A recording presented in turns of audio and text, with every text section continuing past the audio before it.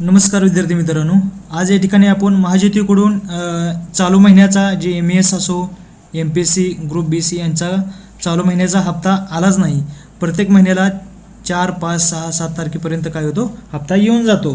पण चालू महिन्याचा हप्ता यांचा महाज्योतीकडून आलेलाच नाही.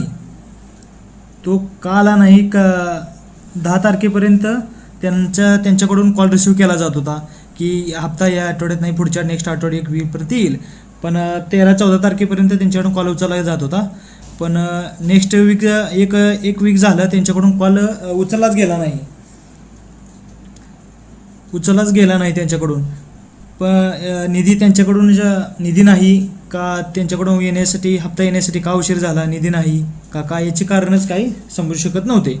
पण त्यांना आज कॉल केल्यानंतर, आज त्यांनी कॉल केल्यानंतर त्यांनी कॉल रिसिव्ह केल्यानंतर त्यांनी बरेच काय उत्तरे सांगितली. ते व्हिडिओमध्ये तुम्ही ऐकाच. मॅडम MS हप्ता कसं काय आलाय मॅडम अजून?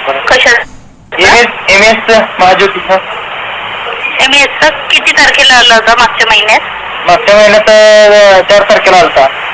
हा ताई, सोमवार मंगळवारकडे येईल सर तुम्हाला.